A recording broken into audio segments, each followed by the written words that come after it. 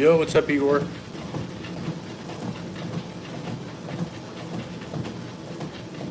What's going on, man? Hit the like button for me. Thanks, brother.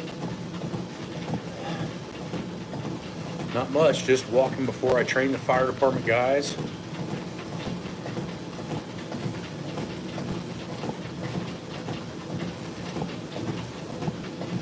Been following the workouts on Patreon, Igor?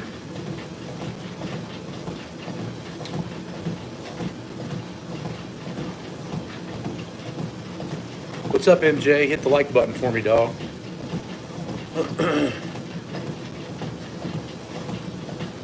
Thanks, sir.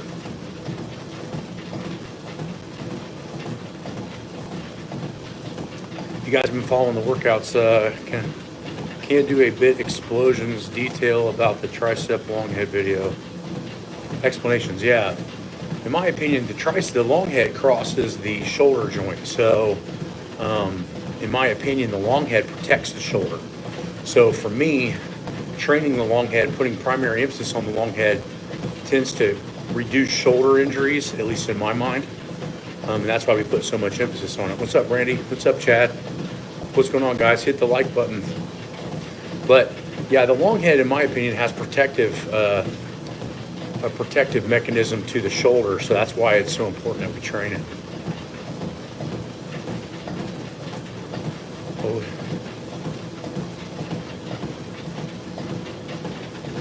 Yeah, I don't know. Medial head, yeah.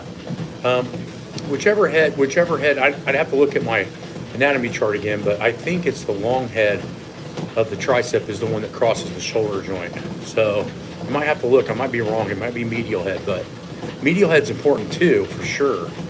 There's really not one that's necessarily more important than the other when it comes to pure tricep strength, but for shoulder stability, the long head crossing the shoulder joint is a huge factor. So medial head's definitely, for pressing power and strength, medial head's good, but the long head, in my opinion, protects the shoulder, and that's kind of what we need to be focused on before we can build the medial head. So you have to remember sometimes that you have to build a base in certain areas before you can just focus on strength. Protective measures are always the most important. If you look at a lot of the old Soviet texts and books, they'll talk about, building the postural structural muscles and basically building a foundation. Once you go to the foundation, then you can start to mess with the other stuff.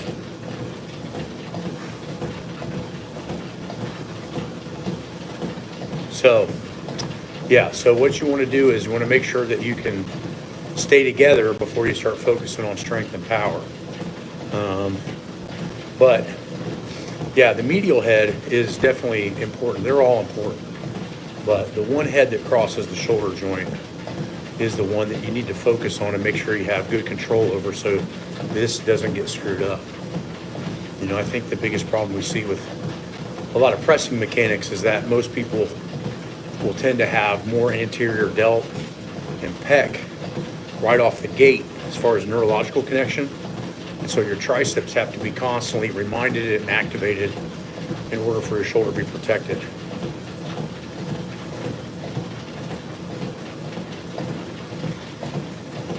All tricep strength, no matter which head, is going to help your bench press strength. So the problem is that depending on how long you train it and the exercises you use and etc. are going to be beneficial short or long term. I think we do something for 6, 8, 12 weeks and then it doesn't work right away, and then we get frustrated and we go to different stuff. And so I remember when Louis first told me about building up my bench press that I needed more tricep work, it didn't really help me for about a year to a year and a half, and then all of a sudden it just rocket shipped into bigger strength. Elaine, I don't speak whatever language you're asking there. But again, sometimes having big arms is not always necessarily strong arms. I always go back to the explanation or the thought process of Mike McDonald. Still, in my opinion, I mean, a lot of the newer guys may not know who he was, but one of the greatest bench pressers of all time. He didn't even really look like he lifted weights. His arms weren't massive, but he had a 585 bench press at like 198 or 181 body weight. So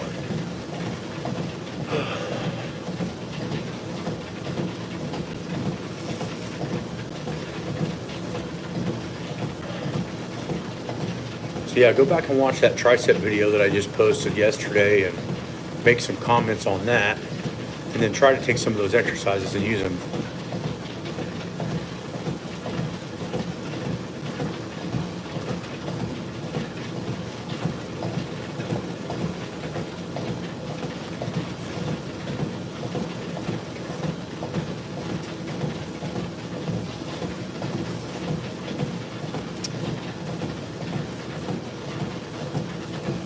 Yeah, I know. The medial head is definitely a primary importance.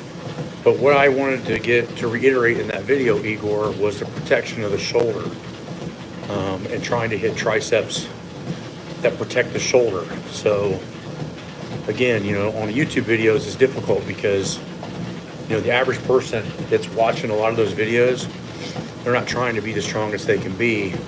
So what I'm trying to do is protect a lot of shoulders in the process of people working out. So, when Louis and Westside, when they would talk about stuff, a lot of it was just pure performance, which isn't a bad thing. But there's a whole nother level of population out there. There's a whole nother level of population out there that need protection before they need development of maximal strength. And they can be one and the same if trained correctly. But you just have to kind of balance all that out, all right? TRX tricep exercise is a good one, simple yet so hard. Yeah, for sure. The barbell roll under, in my opinion, is really good too, but what advantage that the TRX handle has that you've been seeing, Brandy, on the app is the stability, right? It has the oscillation, whereas the barbell is kind of fixed. So for me, anytime you can make something a little bit more unstable in your training, you can, if the exercise is correct, you can have it be a little bit more effective.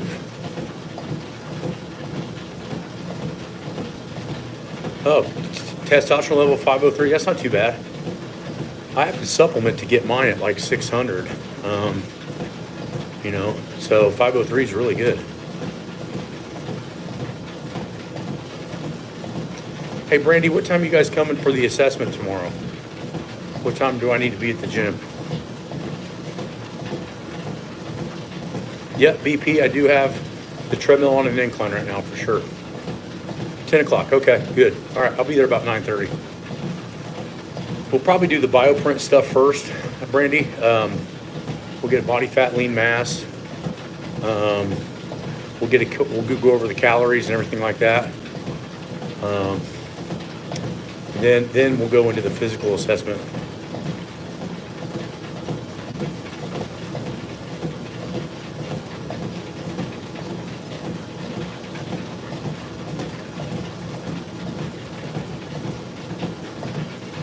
What's my BP? What's my all-time best in the bench, or what's my bench now? Looking forward to it. Definitely interested in the calories. Yeah, we'll get that all dialed in, Brandy. That's not a big deal.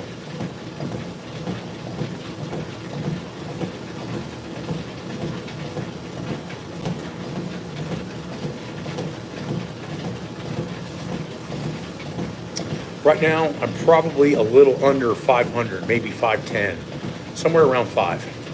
My best is 6'11". I did 6'11" in 2017. Weighed about 291. Right now I'm 239. It's not easy, Ethan Franklin. It's not easy. If you guys are watching this, hit the like button for me. I'd like to get these treadmill talks and these lives a little bit more interactive. And I think the only way that YouTube really kind of pushes these out is if we get a lot of likes and a lot of views. So if you guys are watching this, hit the like button for me. But it's not real easy. I'm not walking super fast. I'm at like 2.9.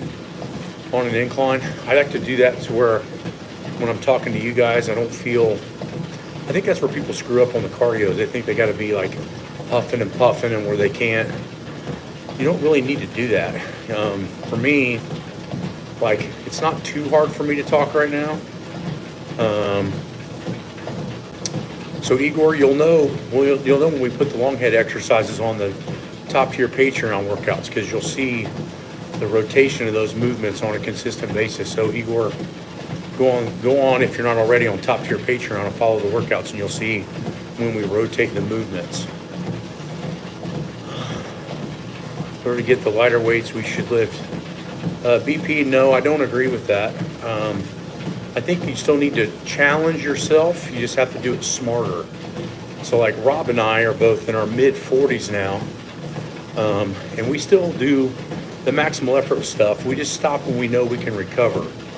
I think the biggest problem as you age is that you just don't recover as fast. So staying around younger guys training is important, I think, for just maintaining, what you can do. But as you get older, you still need to do some form of straining. It just has to be a little bit smarter and a little bit more calculated. Many of the people that we have on the Patreon top tier workouts are over 40, and they're still making progress. For instance, Brandy on here, she's 42 with being a mom of 5, and she does every workout verbatim of what we do, and she's one of the leanest and strongest moms I've seen in a long time. And the reason is she's still trying to push herself. Top tier workouts. Yeah, so read what Brandy's saying right there. Do you have any general guidelines for people coming back to training after a lengthy time off? Yeah, Papa Payne.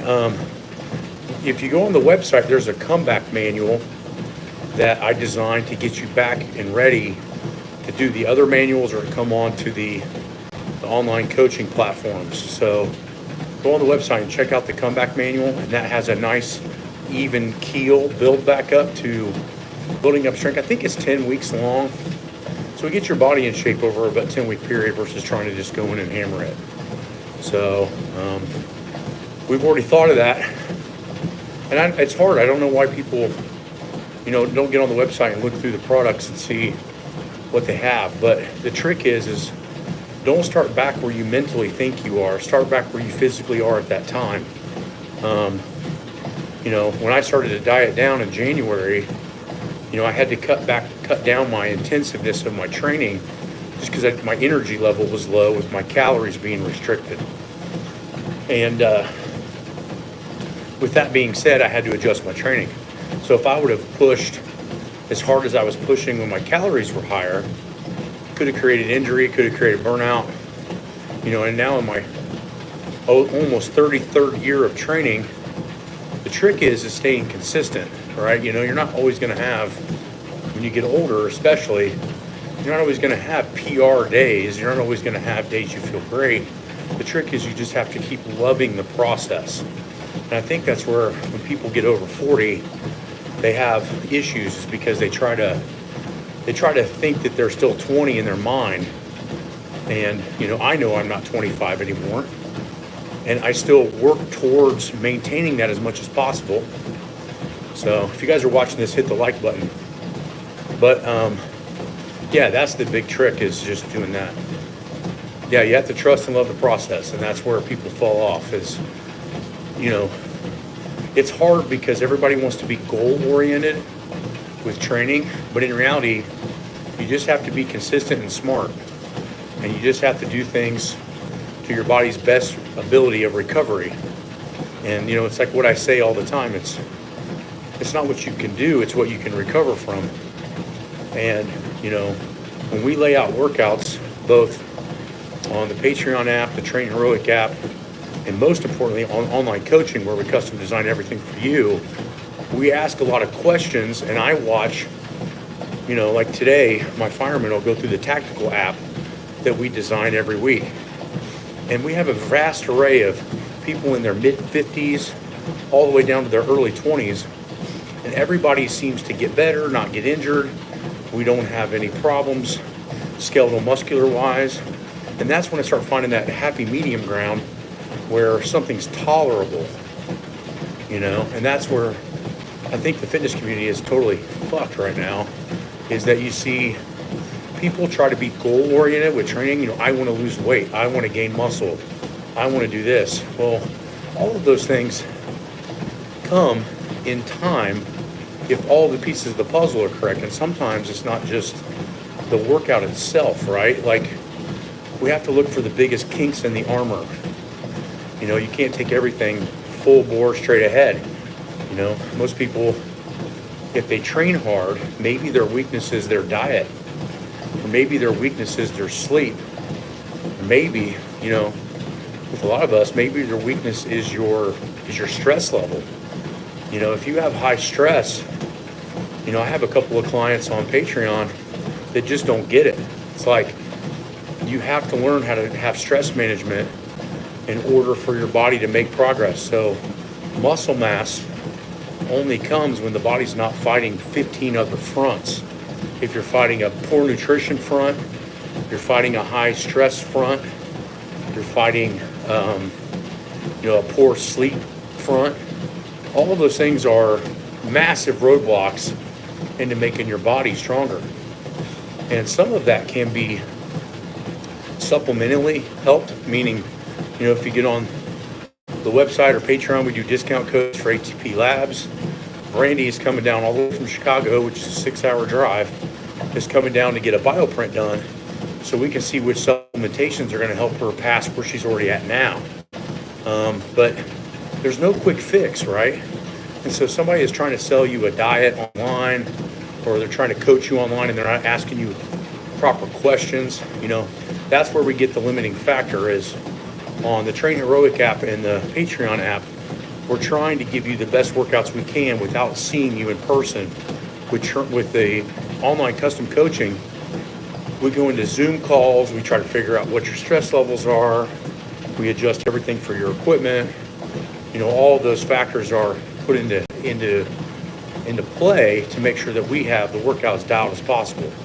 And so a lot of people that we get on online coaching tend to stay on online coaching for multiple years because of how much better they feel, how much stronger they get, or how much leaner you get. But I think the best shot as far as a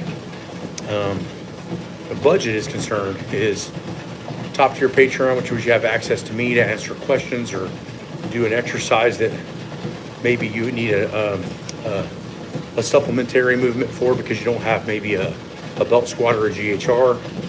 The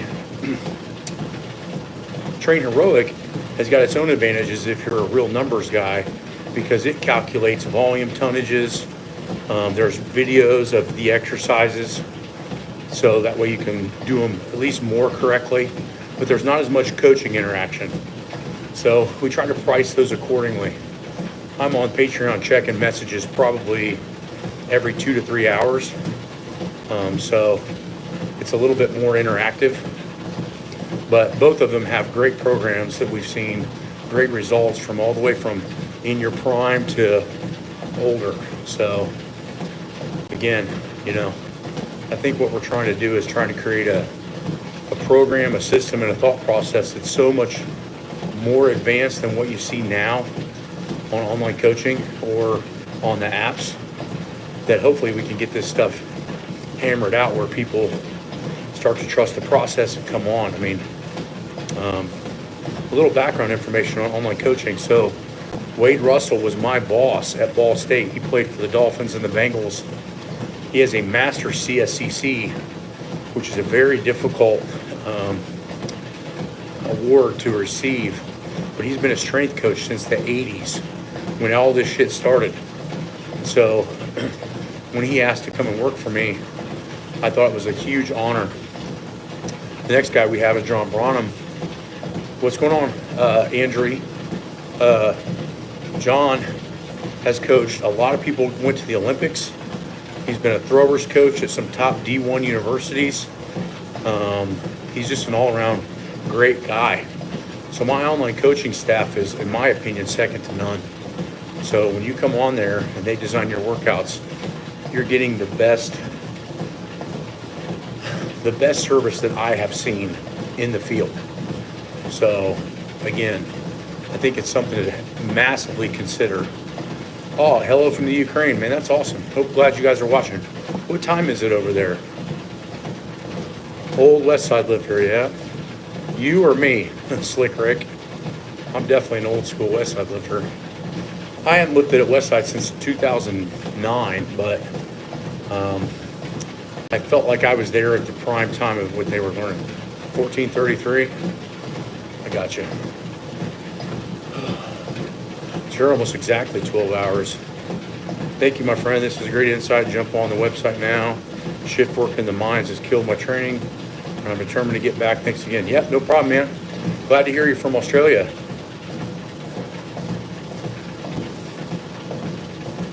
I've done some help with Israeli special forces maybe 5 or 8 years ago.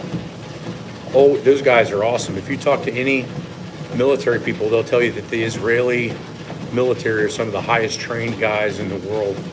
A lot of it's just because they're in a bad area as far as constant conflict. If you guys are watching, hit the like button.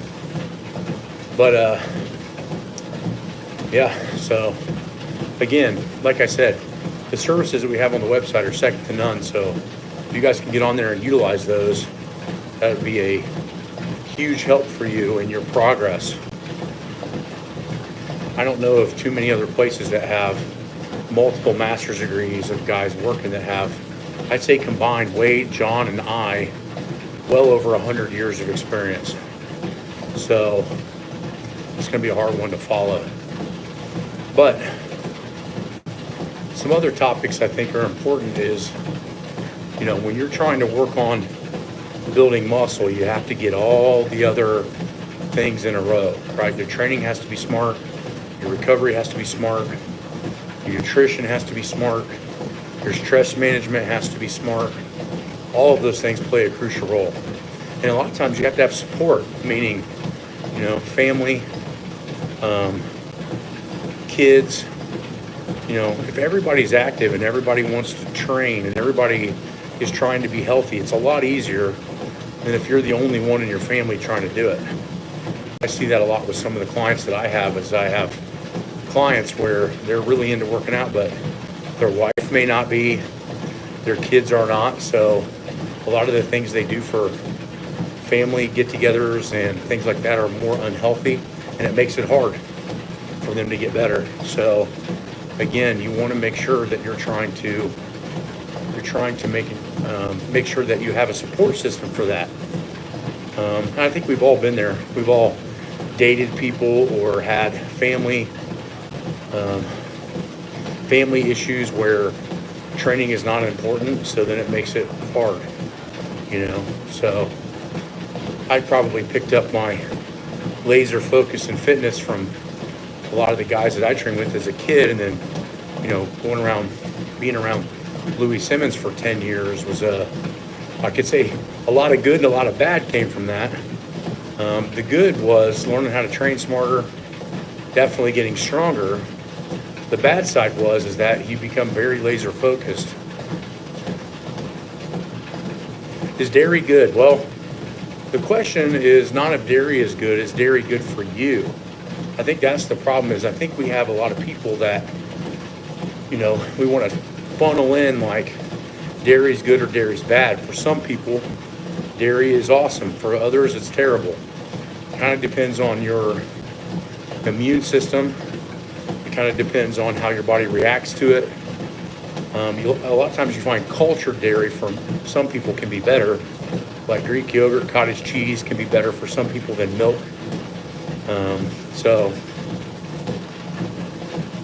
And you know, you could have a rash from dairy too, yeah. So cut the dairy out for a week, and if the rash goes away, it could be an indicator. But another one can be wheat, you know. Wheat can be another issue as well. Gluten, you know. Now, whether the GMO modifications of gluten is because or cause the problem, we don't really know, but I can give you some personal experience on that. So when I first met Charles Poliquin around 2015, he came and did my seminar in Colorado. And when we did that seminar, it was stressful for me because, you know, I'd come up reading Charles Poliquin shit for years. And and he wanted to come to my seminar. So, the heat was on. So the big thing is that first thing he had me cut out was bread. I was about 310 pounds. And he's like, you can be just as strong at 290 if you can get some of this inflammation off. So I cut bread out, and what do you know it? The inflammation went way down. I wasn't storing as much water. My face wasn't as red. I was recovering better. I was sleeping better. My sinuses cleared up. And I was like, man, that's weird, because that was my first real trial of cutting out gluten and seeing what it did. Well, then we go do a seminar over in Prague in 2016. And when we go to Prague, he's like, I want you to eat bread for breakfast and lunch and dinner, a couple dinner rolls. I was like, well, dude, you told me not to quit eating bread. He's like, just do it. So we were over there about a week, started eating bread, and I didn't get flushed. My sinuses didn't get clogged. I didn't have the same reaction. And he said, over here, they're not allowed to use GMO wheat. And I thought, wow, that's crazy. So firsthand, I've kind of seen it. I've kind of played with it. So we can on fancy dinners and try to cut out more bad stuff. Would you ever offer a consultation on applying your knowledge to Conjugate for Olympic weightlifting? Yeah, for sure. In some ways, applying it to Olympic weightlifting, in some ways, is easier because a lot of the old Soviet texts were based on Olympic weightlifting. So we had to modify, Louis, myself, Dave Tate, guys that I would consider experts of Conjugate system, we had to modify the Conjugate system from Olympic lifting to powerlifting. So I think utilizing it for Olympic lifting would be in some ways a little bit easier because the books were written for that. Ben, if you're asking for firefighter recommendation workouts, are you on the Train Heroic tactical workouts that are custom designed for firemen? Get on there. We have about 450 firemen on the Train Heroic tactical workouts. So hop on there, man. There you go. More natural due to the foundation of being Soviet-based. How could we do? Well, if you want to do it perfect, GF, I'd have to have you come to the gym for a couple of days. Yeah, man, Ben, I'll see you on there. Message me on there when you get there. It should be pretty straightforward and easy to follow. It's going to take you a little while to get used to the app, but yeah, if you can't come to me in person, GF, then private message me on Instagram or Facebook or whatever, and we'll set up a Zoom call. Talked about an interview Mike Tyson used very heavy punching bag to develop power that none knew about, but most of his videos is speed. Yeah. So the year's like 2013. I'm speaking at an NSCA conference that is in Vegas, not knowing that Tyson at the time was staying in this hotel that we were there. And I'm working out in the hotel gym because, it's right there, and I don't want to go too far because I'm speaking that weekend. And Mike Tyson walks in, and I have like a cut-off t-shirt on. At this time, I'm like 305 pounds. I'm pretty jacked. And I'm doing rows, and Mike comes behind me and goes, damn, dude, you're big as hell. And I turn around, and I'm like, I couldn't believe it. It was Mike Tyson. And so I try not to be too fanboy. Shake his hand. It was like shaking a baseball glove. And that was the first conversation. Not much. Well, then the next day, for some reason, this hotel gym had bands. And they had like the mini red bands, nothing crazy. And so they had some kettlebells, and I was doing hanging kettlebell presses. And he comes in, and he sees me doing that. He's like, man, I've never seen an exercise like that. And I let him try it. And the first time he does it, it looks, pretty shaky. By set 3 or 4, he's a pretty good athlete. It snapped in pretty fast. So then his trainer comes in, hadn't seen it either. And then we start talking. I'm like, hey, you were one of the guys that kind of got me into lifting. When I was a kid, I wanted to be built like you. I go, what'd you do for lifting weights? And he's like, well, I lifted a little bit of weights, but he said, naturally I was insanely fast. And so when Custom Auto would have all the video cameras on me, I would showcase speed.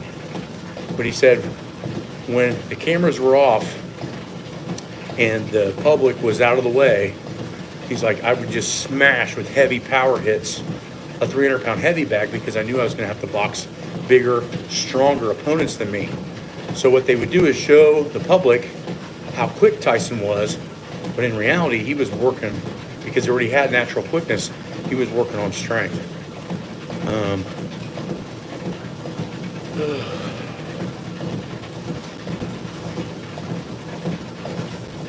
Yeah, I just got a message from Human Kinetics on the book, I think a couple of days ago, and they said they're going to try to really push it forward starting in June. So they have a couple other editors that are going to hop on board. So they seem like they want to get it done, I'm hoping in 2025, but we'll see.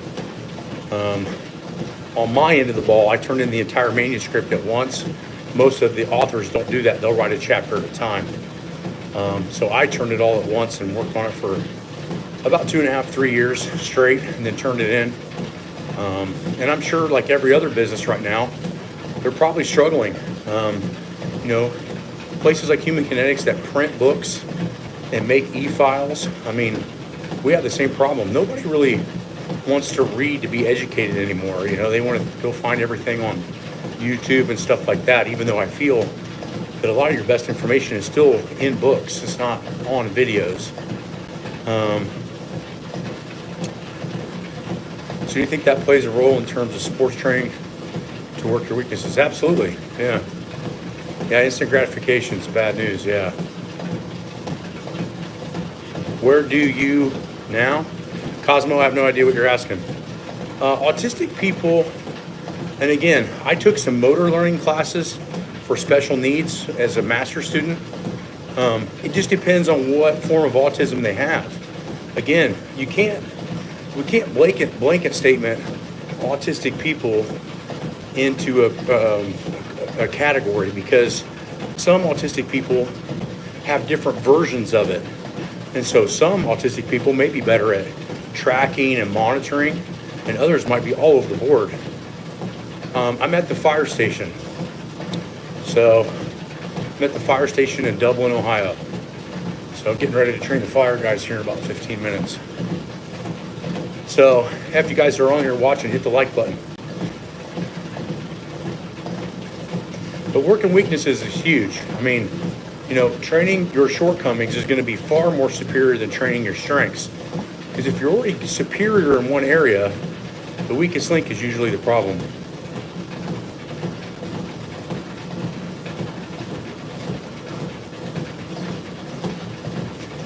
You can't bottleneck jumping and punching power into the same category. There are different motor patterns. Now, if you're a strong and slow boxer, plyometric movements may be helpful. But if you're already ultra quick, doing jumps to increase punching power may not help at all. Jumping has its own form of mechanics, and punching has its own form of mechanics, both of which are slightly different. So there can be transfer, but again, not for everyone.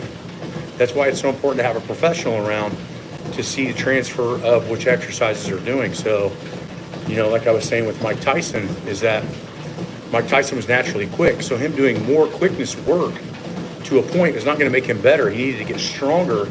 So when that quickness met the strength, his body was going to create a massive amount of power. So I think bottlenecking jumping into punching power and trying to get them to fit together, although could have transfer, is heavily dependent on the individual. Trend salmon in Key West. I tried, tasted terrible compared to Scandinavia. Yeah, I don't know. I'm not really, I wish I was a big fish eater. I have to take in all my omega-3 through supplementation because I just don't like fish that much. But I try to eat a lot of seeds and things of that nature that help with that. Yeah, I'm sure different fish in different parts of the area are going to have different tastes for sure.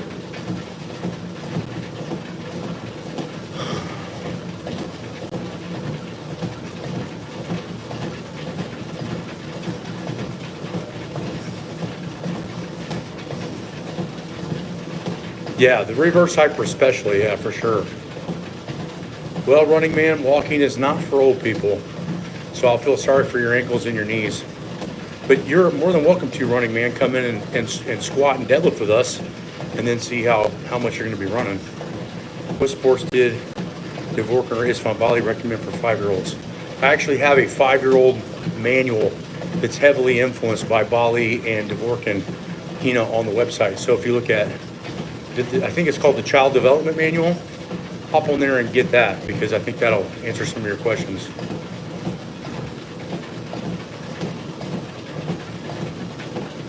Yep, 25-story building, walk stairs, cardio all the time. Yep, it's good. Yeah, stairs, in my opinion, are better than running because your impact is low. But runners,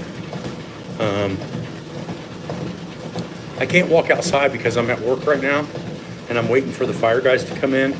So going outside and doing that is difficult. But I do a lot of walks outside. So running man, you must be new to the channel. If you go into my Instagram, you'll see me doing a lot of walks outside.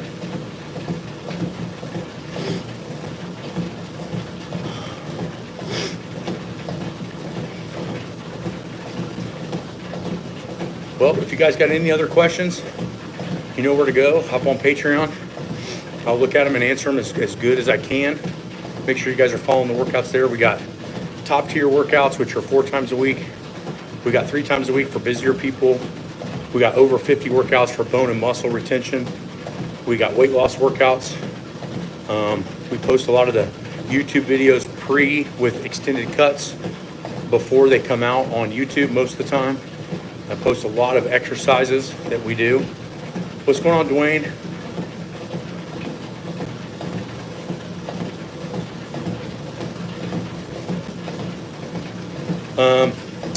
Yeah, they tear their pec because they do pec work, and it's not inevitable. The trick is that you have to have your technique dialed. And it's funny because so many people develop pec tears, yet so few of people listen on how to train properly. And so it's very difficult, right?